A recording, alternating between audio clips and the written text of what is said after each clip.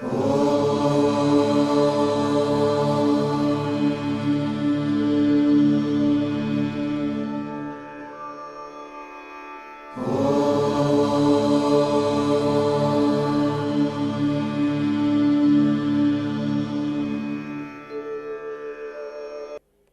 बंधुओं, कहते हैं कि कोई भी चीज अगर हम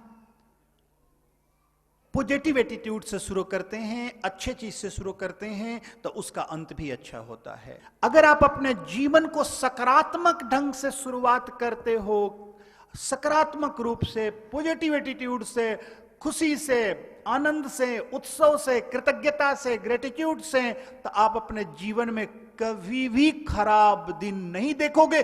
देखोगे भी तो आएगा खराब दिन, लेकिन फिर उसका अंत शुभ होगा, सुंदर होगा और अच्छे करके निकलोगे।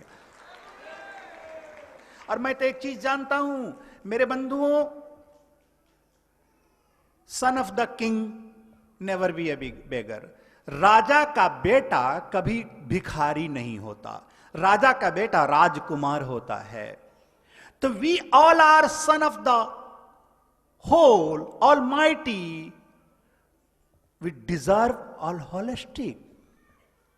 मेरे बंधुओं, अगर हम सब भी उसी परम पिता परमेश्वर के पुत्र हैं, जब राजा का बेटा कभी भिखारी नहीं होता, वो राजकुमार ही होता है, तो हम सब भी उसी परमात्मा के पुत्र हैं, उसी ईश्वर के पुत्र हैं, जो परम राजा है, जो परम पिता है, जो संसार का राजा है। तो हम कैसे भिखारी हो सकते हैं? हम भी डिजर्व कर रहे हैं वो सारे संसार की हर आनंद, हर खुशियों का। हमारे पास वो हक है और हमें भी होना चाहिए। लेकिन कृतज्ञता से शुरू की हुई, पॉजिटिव एटीट्यूड से शुरू किया हुआ कोई भी कार्य अंत में चलकर बुरा समाप्ति उसकी नहीं होती है, निश्चित ही वो अच्छा होता है और सुंदर होता है। और एक चीज जान के चलो, एक चीज पूर्ण विश्वास करके चलो कि our end will be so beautiful, so why you are bothering. जब ये जान ले कि तुम्हारा जीवन सबसे तुम्हारी जो अंत होगी जीवन की वो सबसे सुंदर होगा, दिन दुखी क्यों हो रहे हो? अपने कार्यों को सुंदर करते रहो।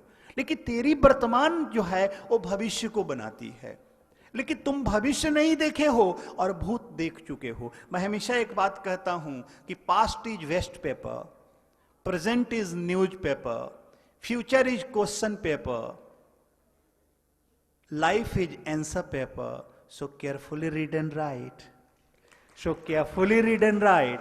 पास्ट इज वेस्ट पेपर, जो बीत गया, कल के न्यूज पेपर को तुम रखते हो क्या? वो तो वेस्ट पेपर हो जाता है, वो तो उसे तुम फेंक देते हो, बेच देते हो कचरे के भाव में। आज का जो पेपर है उसे क्या कहते हो? News paper, present news paper है, जो निकलता है उसे न्यूज पेपर। कल क्या होगा तुम्हें पता नहीं है, क्वेश्चन मार्क है, तो क्वेश्चन पेपर है। फ्यूचर हमेशा क्वेश्चन पेपर होता है, क्वेश्चन में रहता है, और उस क्वेश्चन पेपर का आंसर जो है तेरा लाइफ है। तुम अपने जीवन को इतने सुंदर ढंग से लिखना, इतने सुंदर ढंग से जीना कि उस क्वेश्चन पेपर का, उस क्वेश्चन का द बेस्ट आंसर होना चाहिए। वो तेरा जीवन है।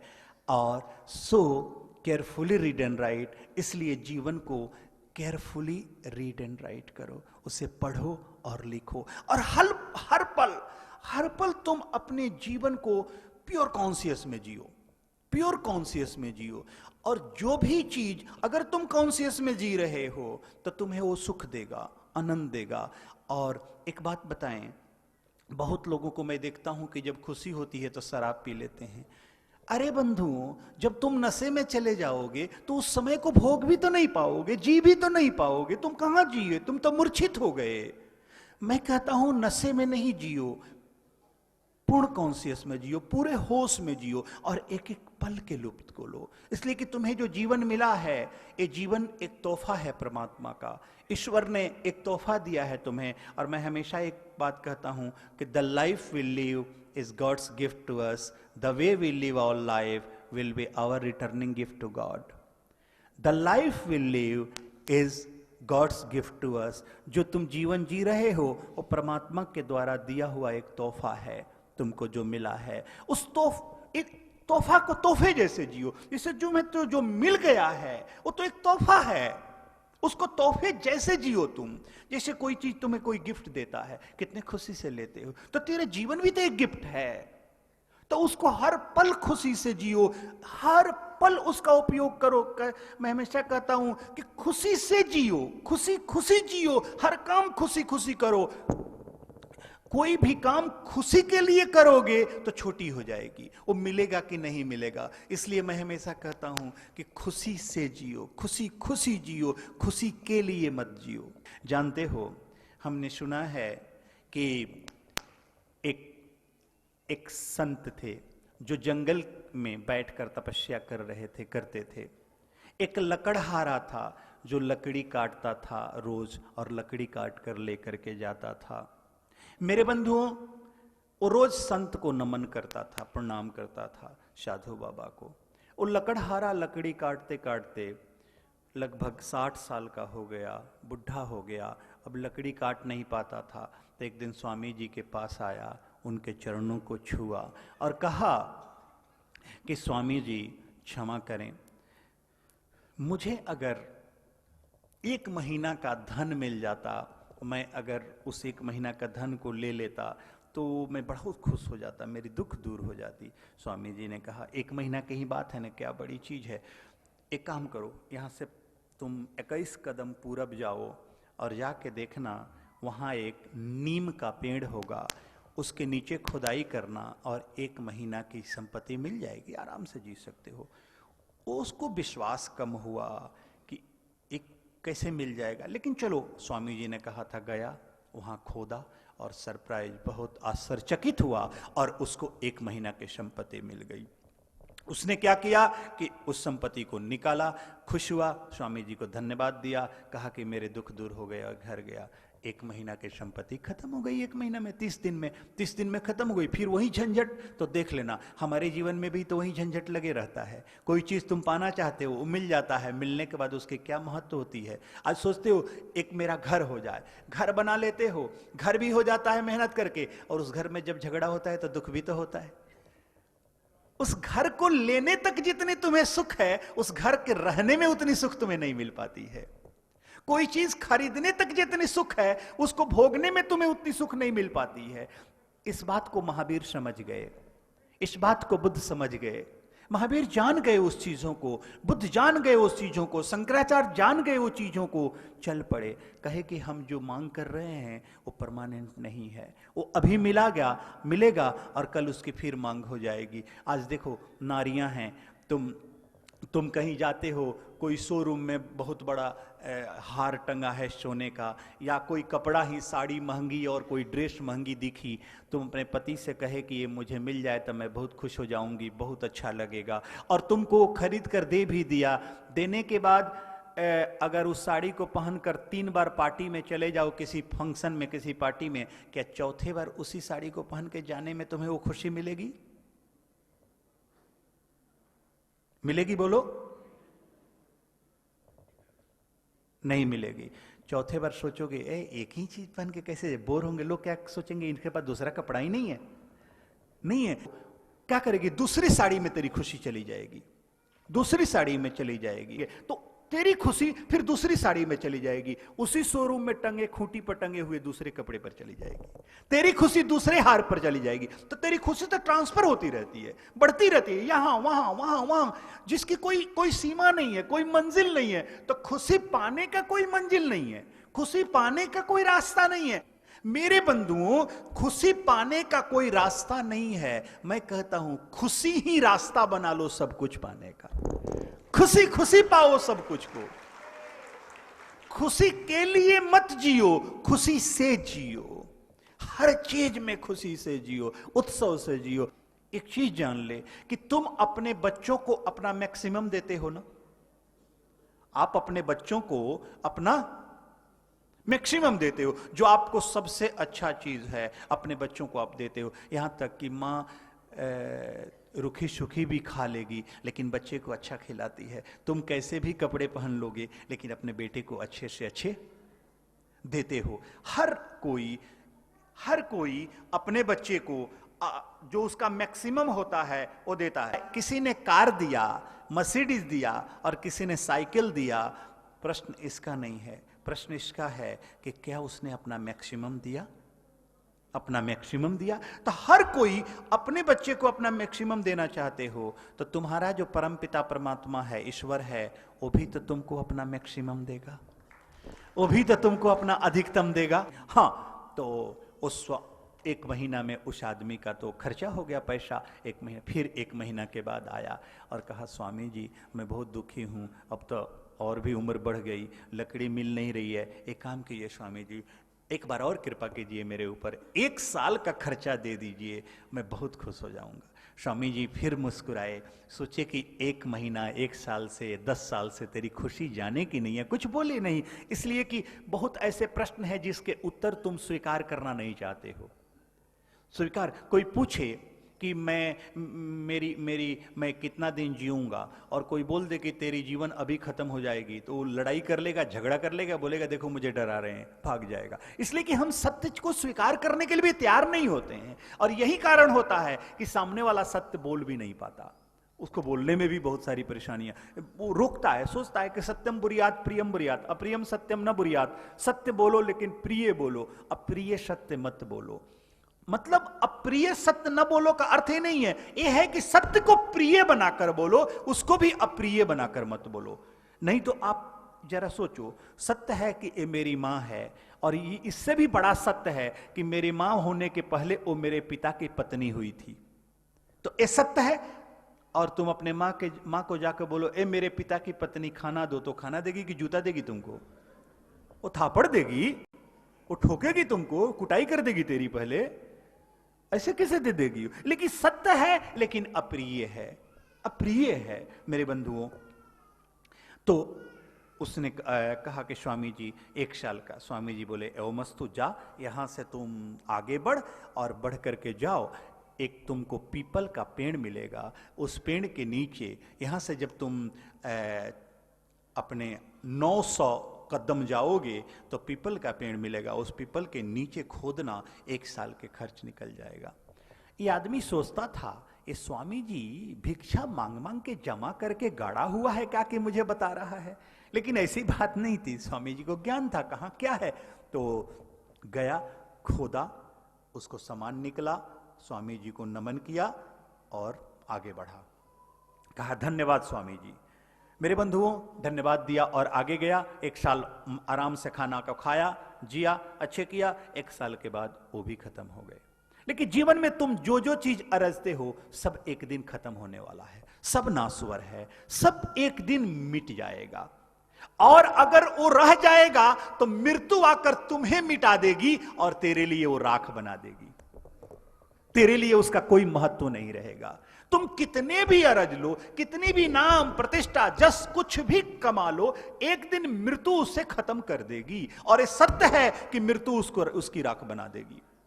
मृत्यु कुछ रहने नहीं देगी तेरे लिए, कुछ भी नहीं रहने देगी, एक दिन लेकर जाएगी। लाख आदमी भी तेरे पीछे जयकार जयकार बोल रहा है, एक दिन मृत्यु आकर के उसको साफ कर जाएगी, ये जान लो। तो जितने भी तुम पैसे कमाए हो, जस कमाए हो, नाम कमाए हो, धन कमाए हो, किसी चीज पर अहंकार मत करना, उससे खुशी लेना, क्योंकि मृत्यु एक दिन लेकर जाने वाली है। और एक चीज जान लेना कि इस दुनिया में तुम रहो या न रहो, दुनिया चलती रहेगी।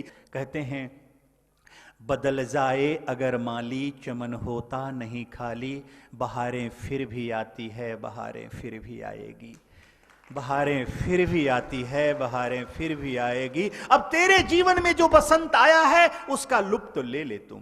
तेरे जीवन में जो खुशी आई है, हर रोज उत्सव समझकर जीना, हर रोज अपने जीवन का एक एक पल को उत्सव समझकर जीना। हाँ, परिस्थितियां आएगी, so many hurdles will come in your life, आएगी जीवन में, दुख भी देगा। सोचोगे ये तो इतनी तकलीफ का समय है, गुरुजी बोल रहे हैं खुशी होकर जियो, एक प्रैक्टिकल नहीं है। मैं कहता हूं कि वो तो आएगी और उसी में तुम्हें खुश होना है, कि जंगल में ही मंगल बनाना है। लेकिन तेरे लिए कोई 1 मिनट में हर चीज बदलने वाला नहीं है, 1 दिन में हर चीज बदलने वाला नहीं है, 1 सेकंड में हर चीज बदलने वाला नहीं है। और उसके लिए तुम रोक के भी क्या करोगे। हाँ, 1 साल वो आदमी फिर रहा, फिर उसकी सारी चीजें खत्म हुई। 1 साल के बाद फिर स्वामी जी के पास आया, कहा स्वामी जी एक बात बताएं, अब 6 महीना 1 महीना, 1 साल, 10 दिन से काम नहीं चल रहा है, कुछ ऐसा करो ना कि परमानेंट मेरा जीवन खुशी से भर जाए। तो स्वामी जी बोले, मेरे पास बैठ जा, मैं तुम्हारे लिए करता हूं।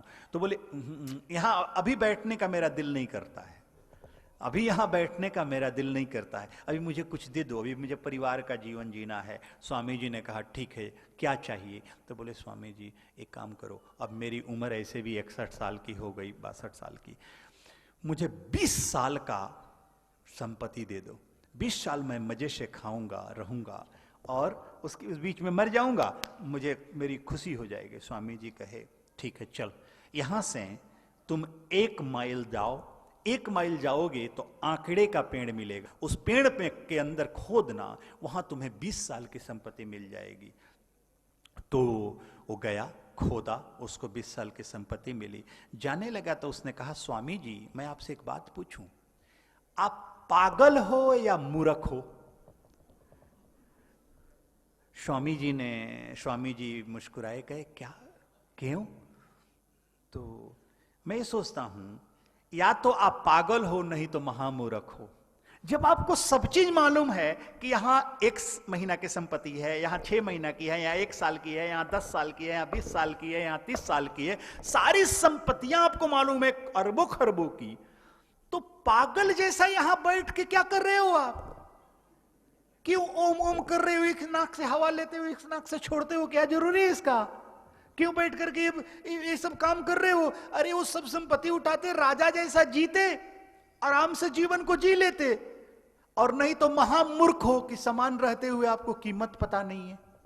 या तो पागल को कीमत पता नहीं होता है, या मूर्ख को पता नहीं होता है। जौहरी को तो पता होगा कि हीरा कहां है, और आपको सब पता है, तो भी यहां क्यों बैठे हो, क्यों? स्वामी जी ने कहा कि ये बात अभी तुम्हें पता ना होगा, अगर इसका मैं पता भी बताऊं तो तुम स्वीकार नहीं करोगे। जाओ, पहले जियो, कुछ दिन के बाद जब तुम्हें इसकी जरूरत पड़ेगी तो मैं इसका पता बताऊंगा कि मैं क्यों बैठा हूं, किस लिए बैठा हूं। वो आदमी इनके उत्तर से सेटिस्फाई नहीं हुआ और अपना संपत्ति लेकर चला। 20 साल की संपत्ति, आराम से रहने लगा। पोता पोती बड़े हुए, उनकी विवाह हुई, बच्चों की विवाह हुई, पोते हुए। घर में झगड़ा शुरू होने लगा, वैमनस्यता शुरू होने लगी, उस धन के लिए लड़ाई शुरू होने लगा। अब स्थिति ऐसी हो गई 8 साल के बाद कि ये आदमी आत्महत्या करने के ऊपर तैयार हो गया। बहुत बार ऐसी परिस्थिति पैदा हो जाती है कि हम जीना भी नहीं चाहते हैं, सोचते अब क्यों जी रहे हैं। परिस्थिति पैदा ऐसी हुई कि सोचे कि अब मर जाऊं, मैं नहीं जीऊंगा। अंत में ये डिसीजन लिया कि मैं नहीं जीऊंगा, मैं आत्महत्या कर लूंगा। मेरे बंधुओं, आत्महत्या कायरों की सोच है। मैं हमेशा कहता हूं, man is not design to be tired. आदमी बना ही नहीं कभी थकने के लिए, never design to be tired. आदमी क्यों थकेगा, क्यों? जब ये मरने जा रहा था तो इसको याद आया कि मैंने स्वामी जी से इतने चीजें मांगे, स्वामी जी ने मेरी इतनी मदद की, एक बार चलकर मैं स्वामी जी को बोल कर जाता हूं कि अब मैं आत्महत्या करने जा रहा हूं। वो लौटा आया स्वामी जी के पास और आकर के उसने कहा कि स्वामी जी, अब मैं जीना नहीं चाहता हूं, अब मैं मरना चाहता हूं, मैं आत्महत्या करने जा रहा हूं। तो स्वामी जी ने कहा, तुमको तो सारे सुख की सामग्री दे दिया, 20 साल की दे दिया, अभी तो 8 साल ही है, 12 साल और बचा है, तो तुम रह क्यों नहीं रहे हो, क्यों मरने जा रहे हो? तो नहीं, अब तो मैं आपसे अंतिम बार बताने आया हूं, मेरी अंतिम प्रणाम स्वीकार करें, और अब जीवन में कोई सार नहीं है। स्वामी जी कहे, बैठ इधर आओ। एक दिन तुमने पूछा था ना कि स्वामी जी, जब आपको सब कुछ पता है तब भी क्यों भिखारी जैसा यहां बैठे हो, भिक्षा मांग के भोजन करते हो, क्यों क्यों क्यों ऐसा? तो स्वामी जी ने कहा कि जानते हो, जब सब सुख की सामग्री तेरे पास हो, जब सारा धन, सारी संपत्ति, सारा संपदा तेरे पास हो, और उसके बाद भी खुशी न मिले, मन करे मरने का, मन करे खत्म होने का, मन करे संसार में निरस्ता आ जाए, तेरी मन खत्म हो जाए, तेरी जीवन निकृष्ट हो जाए, लगे कि अब मेरा कोई यूज नहीं है, मैं आउटडेटेड हो गया, मैं खत्म हो गया, जब कुछ भी न बचे तेरे पास, उस दिन के लिए मैं यहां बैठा हूं। अब आओ मेरे पास बैठ, मैं तुम्हें जीना सिखाता हूं।